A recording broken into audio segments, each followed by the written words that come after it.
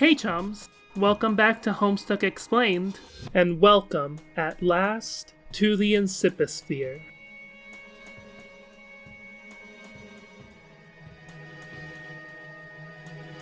The Incipisphere is Sburb's world map. Each session of Sburb starts from a blank slate version of this stage, each one identical except for the inputs of the players. Let's start at the center of the session, Skya. This blue-white orb acts as the sun of every single Sburb session. At its core, you'll find the battlefield, where an endless battle between the white chess pieces defending creation and the black chess pieces coveting its destruction plays out.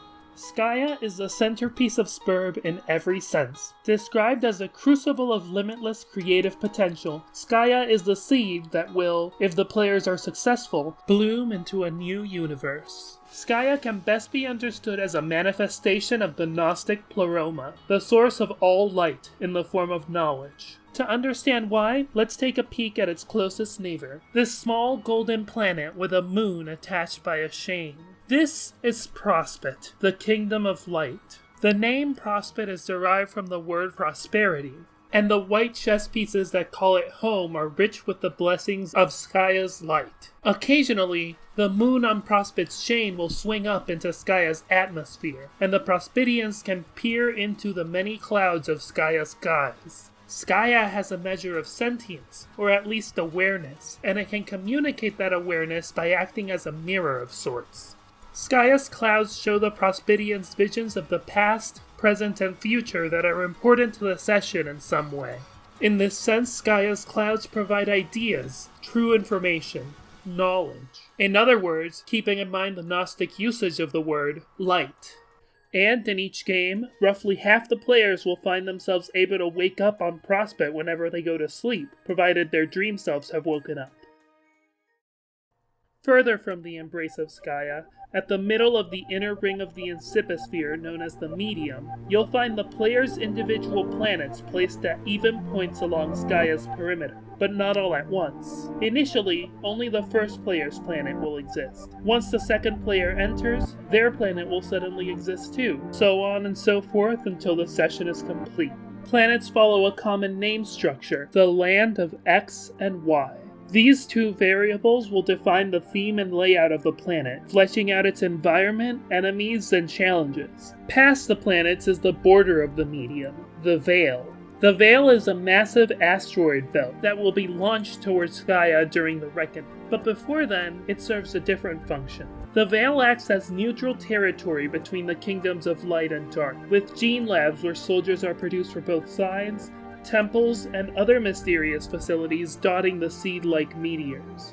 And just past the Veil, on the furthest edge of the Incipisphere, one might find a dark purple kingdom eerily reminiscent of Prospet. Like Prospet, this planet has a moon attached by a chain, and also like Prospet, this planet is home to half the players of the game.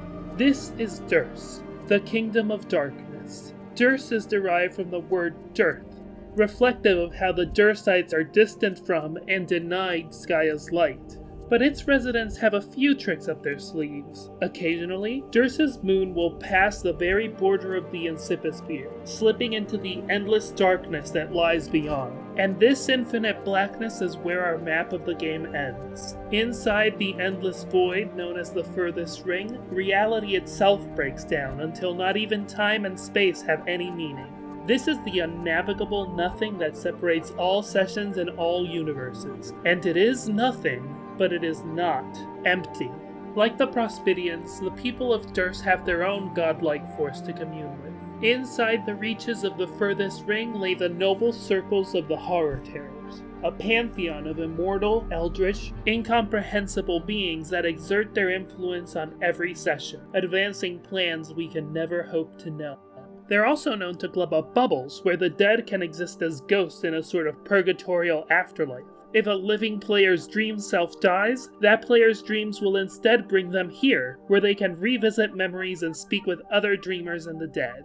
That about covers every major location and paradox space, as far as Sburb is concerned. Now we have our bearings on the layout of a Sburb session, and a solid foundation from which to delve deeper into all of these subjects without making things too confusing. Thank you so much for following along with us so far. I'm really excited to be sharing this journey with all of you, and I hope you enjoy what's to come as much as I do.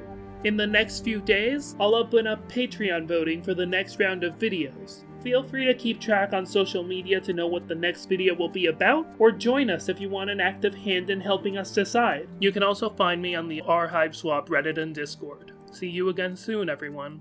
Keep rising.